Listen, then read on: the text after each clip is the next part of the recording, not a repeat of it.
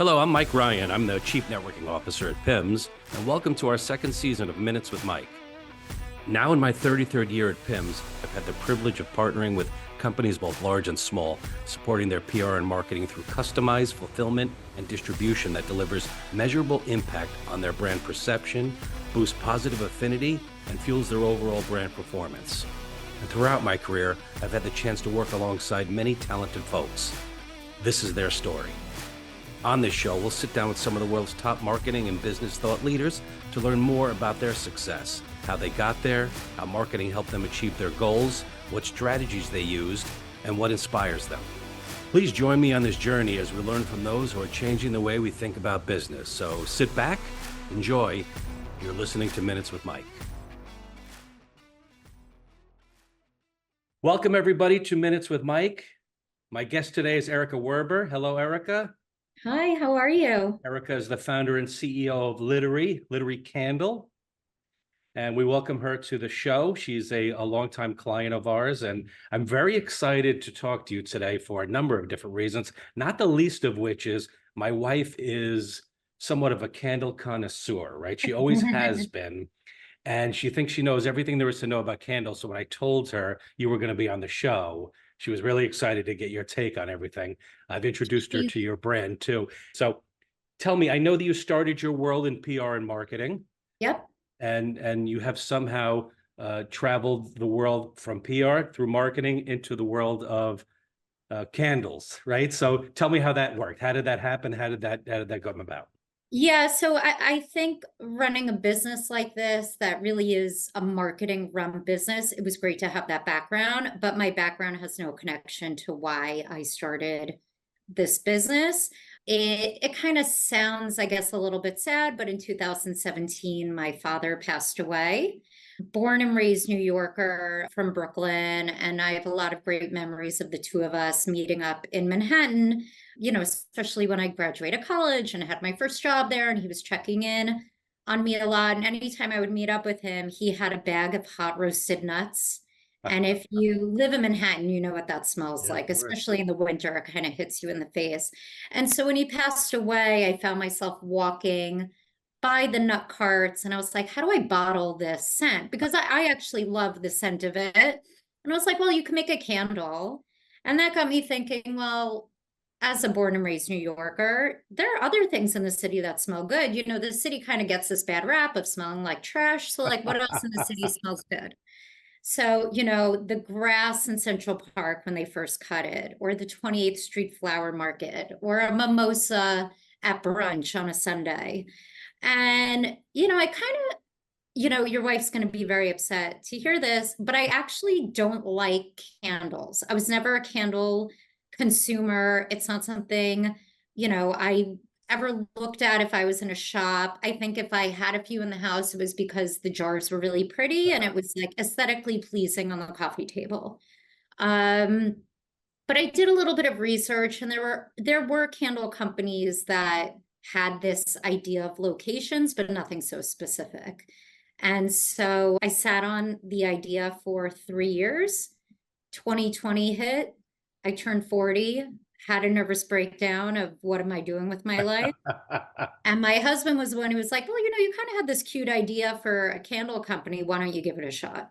And 4 years later, here we are. So there, I read somewhere, or I know you do quite a few podcasts, and I may have heard you mention it or put it in these terms, but what started out as really sort of a pandemic hobby, right? I think you told me you had been making these for friends and family, or originally the plan was, while I figure out what my next step's going to be, I love to do this. Why don't I make some for family and friends? How did that morph into a business? Yeah, so the minimum order we had to produce with our manufacturer was 2,000 units. And I set myself a goal, in 1 year, we're going to sell 2,000 candles, and it would probably only be to family and friends, but we would get through those 2,000 candles. And in 9 months, we sold 10,000. And that really, now you can go back to my PR and marketing background. We hired a PR agency from the get-go just to kind of announce that this brand was launching. And I think we lucked out because we launched March 20th, 2021. And very quickly, I came up with an idea to do something for April Fool's Day. And we were going to release a candle called Summer in the Subway, and it was going to smell like hot trash. And that just on April Fool's, it got blasted out by the PR agency and it got picked up everywhere because it was funny. Like, it's exactly what people think about the subway. I think there's always news outlets that are running some sort of April Fool's, haha thing. And that kind of got the attention of just a lot of people that made it go viral and got traffic to the site. And that's kind of where it all started. And being an entrepreneur, which among other things you are, there are certain milestones along the way that you reach, right? They may be things on a positive light, things on a negative light that alter the trajectory of where the company goes. Being the founder and CEO of the company, you also need to choose the direction in which you want to go, right? Tell me a little bit about some of those highs and lows along the way that you've sort of run into that, I'm sure you scratched your head a few times and said, you know what, enough's enough, or, okay, now I'm going to double down. Tell me a little bit about those highs and lows. Yeah, I think those highs and lows come on a weekly basis. After that, April Fool's candle went viral, suddenly I had a profile written about me in Forbes as this, new candle brand that came out of nowhere to, a month later receiving, at this point, you guys weren't involved with us yet. I was receiving the product to my parents' garage in New Jersey. And probably 2 weeks after that, Forbes profile watched the inventory literally fall off the truck into the street and shatter everywhere. And me picking up the pieces, my hands were bleeding. And, you have this kind of cross section of like, here's the CEO, and she's, in Forbes, and this beautiful picture of her. But in reality, she's on the street with blood on her Tears hands. in your eyes. Just, around that time also, we were hand labeling all of our candles, and we quickly realized the labels were bubbling. And what we had to do was remove all the labels from around 1,000 candles, clean the jars, get them relabeled. And I mean, really just physical. The first few months from the media side was this flashy new brand.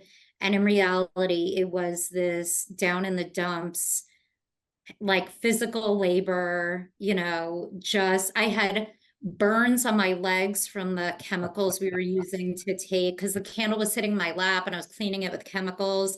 And it was just this, two-sided version of a startup, a reality of a startup versus, what the public is seeing. So there was a lot of that, and it still continues to this day. It's important for people to realize too that, although, you start out very much on a very small team and, as the idea grows, entrepreneurs who are on Minutes with Mike or talk to us all the time about sort of engaging PIMS in their world, really point to the special team that they have around them that helps support their efforts. And I want to get this quote right, because I think I either read this or heard you say this on another podcast, but you talk about the importance of celebrating women, considering the fearless female team that you have surrounding you. And I think you mentioned that your head designer, the web developer, the CFO, the head of your accounting department, and people in your advertising roles are all women, correct? Correct. Yep. Yep. So coming out of Women's Month, or the us celebrating women as we do around PIMS almost every day, that must be fabulous to be able to engage that kind of a team that brings you to the next level. You know what I think has been the most rewarding part of having an all-female team is the ability to be vulnerable in a very real way, where, it was okay to cry after my inventory shattered on the ground. Whereas if I had a male CFO that I'm picking up the phone, trying to figure out how we're going to pay for this, I may have felt a little more like I had to keep it together. And I think there's been a lot of moments like that where it's this, and even when things are exciting, like when we got this, we recently had a chance to work with Sephora, and it was the biggest order we ever had. And even the high-pitched squealing on the phone that happened with the team after that PO came through, I'm not sure it would have been the same kind of, level as a male colleague who maybe doesn't shop at Sephora or maybe doesn't get what a big deal that might have been. Not trying to say that, men can't make it in the candle business, but there is something that allows me to just be a little more real myself, open and honest of how I'm truly feeling at that moment. I think a lot of entrepreneurs kind of fake how they're doing and what they're feeling and put this like, we are absolutely successful face forward. And I don't always want to be that way. I don't want everyone to think this is easy and, there aren't going to be problems. There are. And I just feel like that's easier to present to other women sometimes. That's awesome. That's awesome. You talked earlier about, coming from very humble beginnings and, of course, adapting to things like breakage and loss of product and, a trial and error of things like labels that adhere but don't adhere or come off when they get hot or come off when they get wet or whatever. All those issues, and I'm sure 100 more you've had to sort of navigate. How do you talk about the market demand, right? Like, so on day one, if you sold 100 candles, you were probably doing jumping jacks, and now that's grown quite a bit. How do you keep up with market demand? What is your vision for Literie adapting to those demands? It's funny, that's been one of our biggest challenges is really trying, even after it's now 3.5 years, understanding how much we should be ordering, how much we should have in stock at all times, understanding how long it takes us to reorder. We still struggle with that. We out of nowhere got an order for 2,500 units of one of our scents, which I don't order more than, 1,000 units at a time.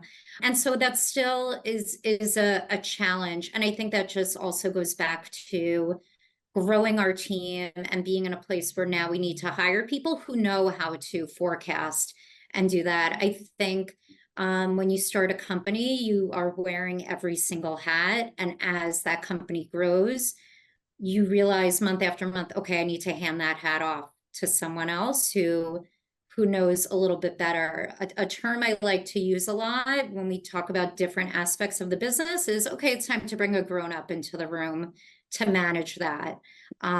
Because I cannot be the expert in everything that's happening. It's clear the product fell off the truck and, I'm sitting with blood on my hands and I'm like, okay, it's time to bring in someone who knows how to receive product and perhaps ship it, which is, how we got connected to you guys. It really, I think all of these, I don't know, with every disaster brought out the realization, okay, let's get someone in who understands how to do this next step. It's a great segue into, the relationship with PIMS, right? Like candles, people probably don't realize who are not in this end of the world, you and I, right? With dealing with candles and the shipping of candles. Yes, it's glass. Yes, it's substantial, but it's delicate, right? And if you don't handle it correctly, as the folks at UPS or FedEx that were dropping off those pallets or boxes at your house realized, with a slip of a finger or improper packaging and shipping, all that hard work, energy, time, and effort and cost can go out the window. So realizing that, being a bit of an entrepreneur on my end too, I certainly didn't start the company, but have been here long enough to see those ebbs and flows of how that works with clients and what we offer to them. So I definitely feel your pain when it comes to things like shipping candles. Yeah, and early on, I think the other thing that kind of launched the business was I had a contact at Macy's that I decided, oh, let me just send her information about it. And remember, it's 2021. We're still in this time of COVID where there were shipping issues. You couldn't get things overseas. Freight was shipments coming through freight were having issues. We were a brand that was made in the US, and she's like, you have candles available right now. We're placing an order.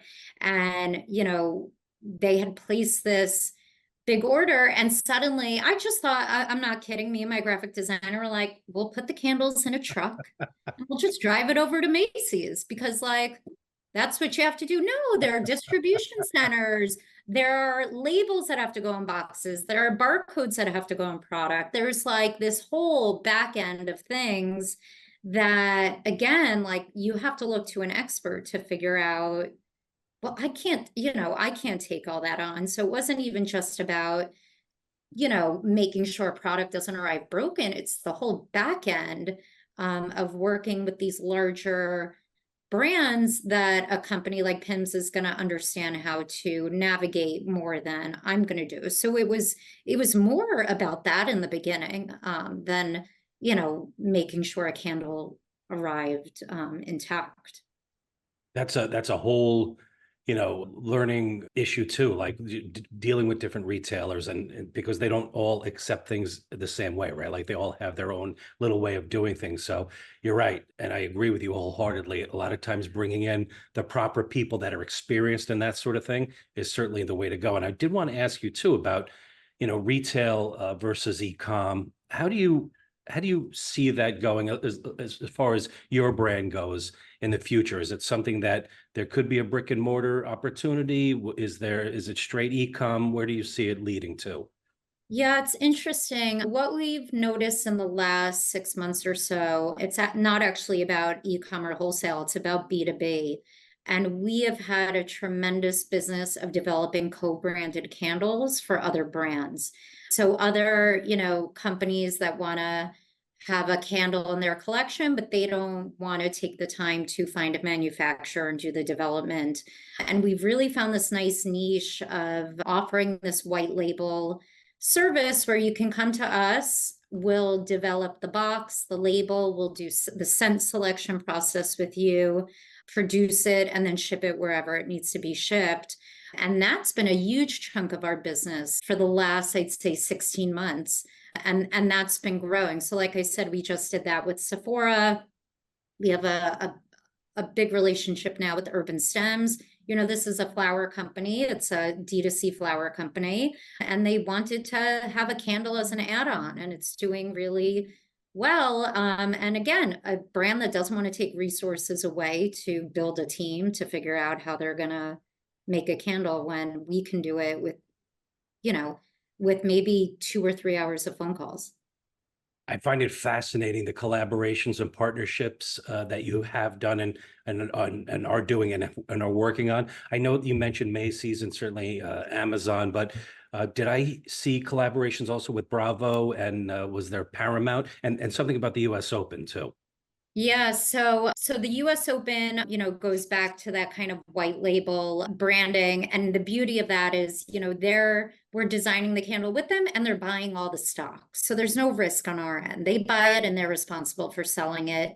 Things like Bravo and Paramount, probably by the time this airs, our first Paramount candle will get launched. We're launching Mean Girls on April 30th. It's So that's awesome. going to be super Congrats. fun. Those two are actually licensing. So, it's an e-com and wholesale, part of the brand. And we are paying NBC Universal and Paramount a royalty rate for every candle that's sold. So the way I look at those opportunities, especially Bravo, I look at them more as marketing opportunities as opposed to sales opportunities.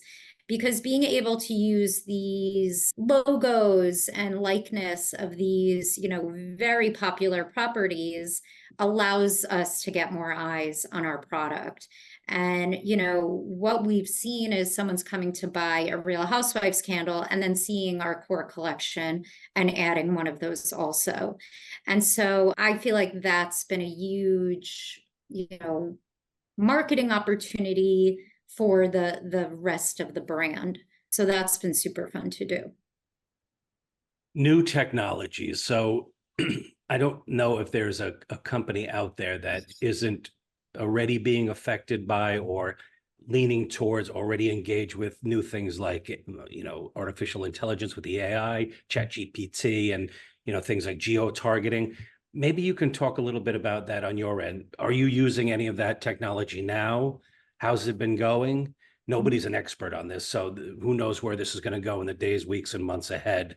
But what was supposedly coming has arrived, right? So we're all getting used to it. I know on our end, We're looking forward to that type of AI technology to speed up the customization, right? Like that's where our bread and butter is, being able to customize these sendouts with note cards and, hand-tied ribbons, and making sure that Erica gets, this exact SKU on this exact day, and Mike Ryan gets this SKU on this day. That type of customization is only going to speed up on our end, which is what we're looking forward to. What are you currently using or thinking about using, and what are you looking forward to?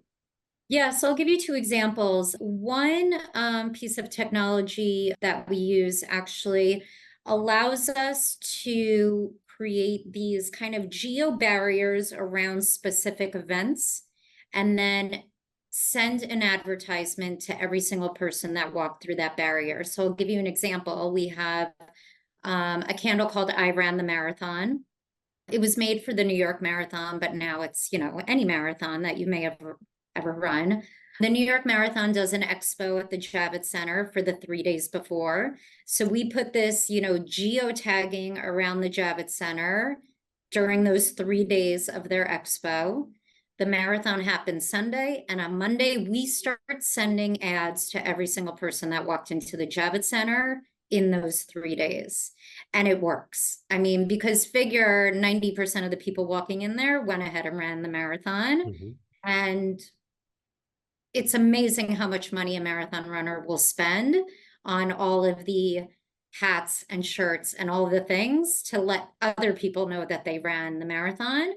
Also, we found there really is no gift to give someone who ran a marathon. So for everyone else who's seeing the ads, like, oh, this is perfect. It's perfect for a man or a woman. It smells great. And, here it is. The second piece of technology we're working with a company called Audience Genomics, who actually basically were able to take images of our candles, just basic images on a white background, and create imagery with it. So, we had a candle we have a candle called Ice Skating in Central Park. They took the little white image of it, and now I have a whole library of images of that candle in Central Park, which were generated in maybe 3 minutes.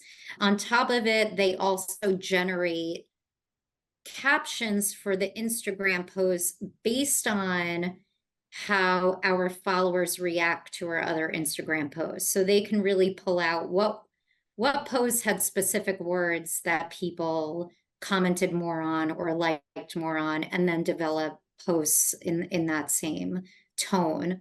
And so that's been really great to have also. I've encouraged my youngest son is off to college in the fall, and he's going to be majoring in data and analytics. And I like to think part of that is because I've been whispering to him for the last months and years about how our clients are really dependent on that type of data, that information. Tell me, this is a two-part question. How does that tie into what fragrances you're going to choose to produce? Where do you come up with the cool names and the scents? Like, how does that work? How does it go from an idea that popped up into your head and actually creating the candle that mirrors that? So I'll say any of the scents we've created have had nothing to do with any data we've received or anything going on in the world. It really is, I suddenly come across something and I'm like, okay, I have an idea for this, or it's the middle of the night, or, whatever it might be. And it really is me coming up with the idea, sometimes having a call at 6 a.m. with my graphic designer because I'm so excited about it.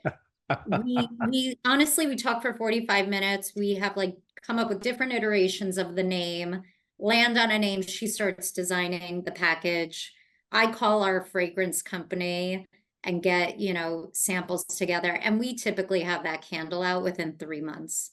Incredible. And I have to say, out of the 40 scents we've developed so far, maybe there have been 3 that just missed the mark and people didn't respond the way, I thought they would, but otherwise, people like it. And again, going back to what I mentioned in the beginning about how I'm not a candle person. I'm not a candle person because I don't like heavily scented things. And so when we created these candles, we made sure they were subtle. which allows them to be so giftable because you're not worried about offending anyone with something that is too perfumey or too floral. And so what I've really discovered is that people are purchasing our packaging, not the candle. We're not trying to be the signature scent of your home. You know, we don't have these long stories about scent notes and, you know, exotic fragrances coming from wherever. We really are about people are purchasing the name of the candle, and it's just a bonus that the candle smells great and people are happy to use it, and it's high quality ingredients and safe to have in your home. That's the bonus part. But what's bringing them in is the name of the candle and what that package looks like. And I think you can see that based on the fact that we sell so many off our website. You can't smell them. You're taking a risk on the scent, but you want that name enough. And I go back to that April Fool's joke about having a candle called Summer in the Subway, which we did not produce because why would we produce that? We had so many people asking us if we could make them one. And they didn't care what it smelled like. They just wanted a candle that said that in their That's home. awesome. It, That's it awesome. creates a conversation. So, you know, the name to me is more important than anything else that we develop.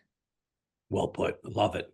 My very close friend of my family is involved. She is a clothing designer, but she's an entrepreneur. It's her and a friend in a garage that have designed this clothing wear that they were originally sewing them themselves, but it's grown so big that now they outsource that and have it delivered. We see her quite often, and one day I see her and it's smile ear to ear. I got big orders, big POs. I'm really excited. And the next time I see her, it's frowns and tears and this went wrong, that went wrong, this went wrong.